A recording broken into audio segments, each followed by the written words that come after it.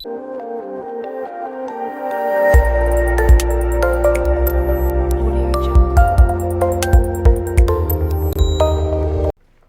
आप बहुत अंधेरे में होते हैं तो योग शिक्षक कभी आपको नहीं बताता कि आप अंधेरे में हैं। वो एक दिया जलाता है और आपके जीवन को प्रकाशमान बना देता है। शताब्दियों पहले तुलसी बाबा विशुद्ध संत शब्द की रचना करके गए थे और भारत का सैकड़ों वर्षों का इतिहास उसी विशुद्ध संत की परंपरा को पोषक उत्प्रेरक करता रहा है। आज हमारा सौभाग्य है कि हम ऐसों के मेहमान हैं, राम कथा के मर्मज्ञ और विशुद्ध संत की कसौटी पर पूरी तरह खड़े उतरने वाले परम पूज्य श्री मोरारी बाबू जी। बापू आपका बहुत बहुत स्वागत है। बापू, एक बार अरस्तु बढ़ई के पास गए तो उन्होंने बढ़ई से पूछा कि आपकी आरी कितनी पुरानी है। तो बढ़ई ने कहा ये कुछ 30 सालों से मेरे पास है, बस बीच में इसकी ब्लेड खराब हुई थी मैंने बदल दी, एक बार इसकी मुठ खराब हुई थी मैंने बदल दी, लेकिन आरी वही है।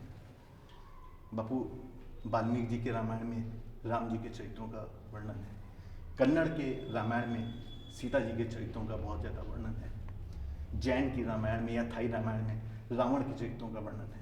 तो क्या ये वही प्राचीन आरी है जिसके ब्लेड और मुठ लगातार बदले जा रहे हैं?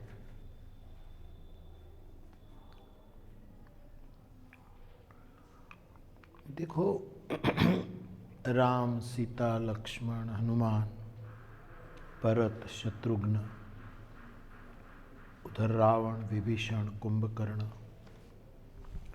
और जो मानस के पात्र है रामायण के, वो तो वही के वही है। लेकिन जैन दर्शन, जैन धर्म के अवलंबन करने वाले लोग जब रामायण पर कुछ कमेंट करते हैं या तो कुछ लिखते हैं तो कुछ अपने विचार भी डाल देते हैं। अभी कर्नाटक की आपने बात कही, तमिलनाडु में कंब हुए, कंब ने कहा, लेकिन तुलसी जी ने जो आधार लिया है, वो जो आरी है वो वाल्मीकि है।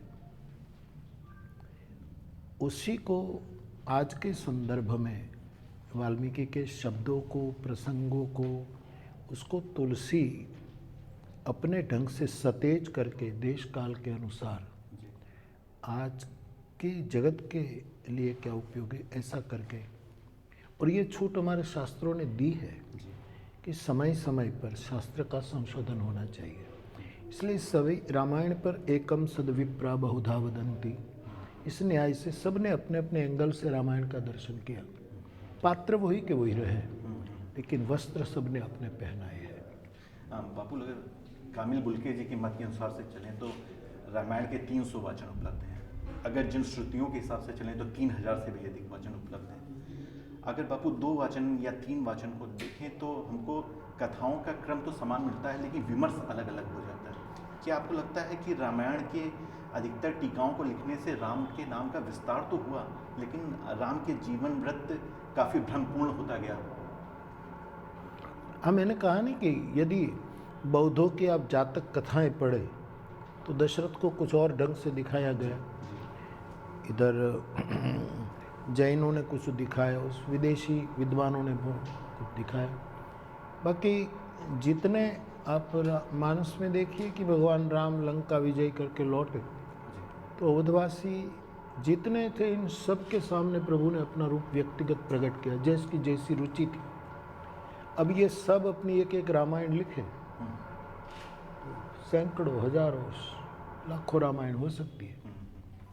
फिर सब अपने अपने ढंग से कहेंगे, सच्चे ही होंगे कि मुझे राम ऐसे मिले थे, दूसरा कहे कि मुझे ऐसे मिले थे, वशिष्ठ कहेंगे कि मुझे प्रणाम कर रहे थे, भरत कह रहे थे कि मुझे गले लगा रहे थे।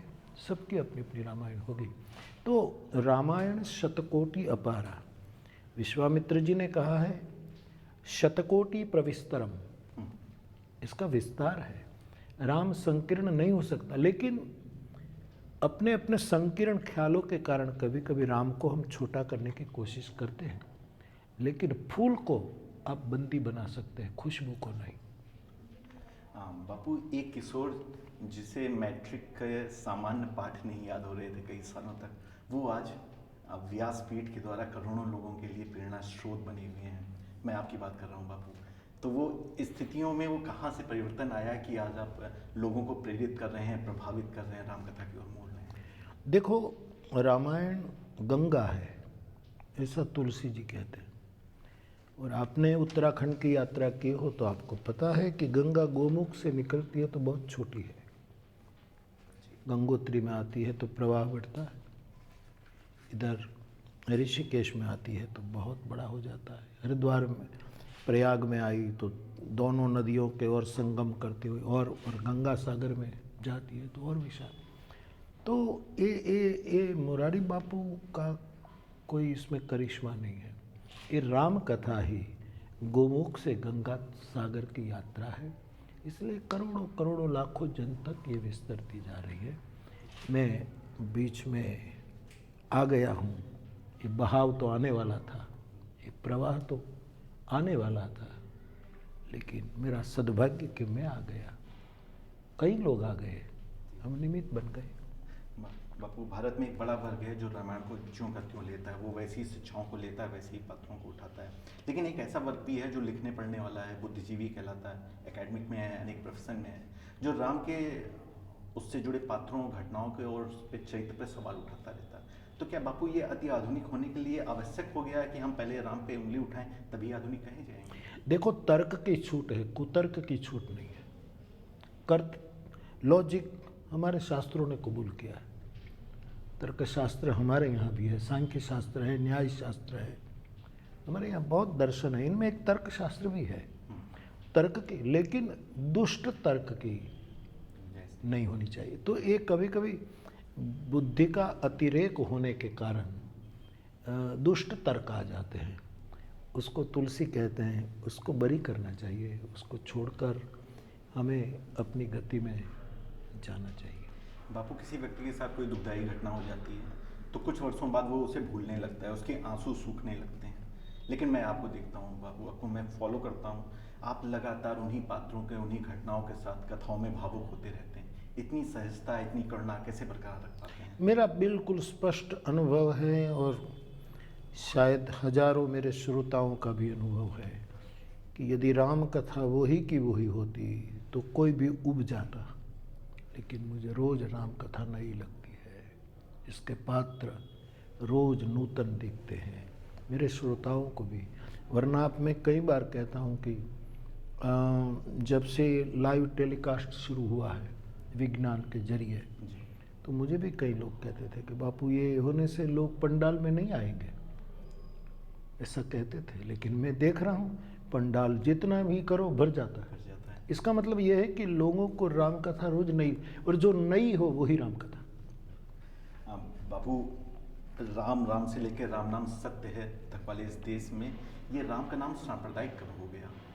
लोग चुनाव घोषणा पत्र में आने लगे, राम के जय जयकार पे लोग देखो, करने लगे। राम स्वस्थ तत्व का नाम है और राजनीति कायम अस्वस्थ होती है। अस्वस्थ स्वस्थ का बारे में कमेंट करे वो ठीक नहीं। बापू, आज हमारे आप में मेहमान है तो हमारे लिए असंभावी है पूछना कि युवाओं के लिए, राष्ट्र के लिए क्या संदेश है? मैं इतना ही बार बार कहता हूँ कि मेरे देश के युवाओं, और मैं देश में सीमित रहना नहीं चाहता, वेदों ने कहा था विश्व मानुष की विश्व को ज़रूरत है, और हम संकीर्ण नहीं हो सकते, पूरी हम वसुधैव कुटुंबकम को मानने वाले लोग हैं। इसलिए मैं कहूँगा कि मेरे भारत और भारतेतर देशों में, सारी पृथ्वी में युवान में 3 वस्तु होनी चाहिए, बल, बुद्धि और विद्या। युवान बलवान होना ही चाहिए, लेकिन केवल बलवान है और बुद्धि नहीं तो बल विघटन करेगा, हिंसा कराएगा, संघर्ष करेगा, ऊर्जा का ह्रास होगा। इसलिए साथ में बुद्धि चाहिए कि बल का उपयोग बुद्धि के विवेक से कहाँ करना, कहाँ नहीं करना, कितनी मात्रा में करना, कितनी मात्रा में नहीं करना। और बुद्धि भी आखिर बंधन है, जैसे अभी बात आपने कि अतिशय बुद्धि भी कुतर्क तक खींच जाती है, तो वो भी कहीं बाधा बनती। इसलिए आखिर में बंधन से मुक्त करने वाली विद्या चाहिए, जो विमुक्त है हमें मुक्त करे। तो मेरी दृष्टि में विश्व का युवान, भारत का युवान बलवान हो, बुद्धिमान हो और विद्यावान हो। बापू, आप हमारे शो में आए, आपने हम लोगों को लगातार प्रेरित किया। बापू, आपकी और राम कथा के बारे में सिर्फ यही कहना चाहूँगा कि रूह के रहने के लिए जिस्म जरूरी है, वरना आप हमेशा मेरे आसपास रहते हो। बहुत बहुत धन्यवाद। आपके श्रोताओं के लिए, आपके दर्शकों के लिए भी मेरी बहुत बहुत शुभकामनाएं, और आप कि चैनल के थ्रू सर्वजन हिताय सर्वजन सुखाय जो जो सदप्रवृत्ति हो उसके लिए मेरी शुभकामना दुआएं। सबको जय सिया राम।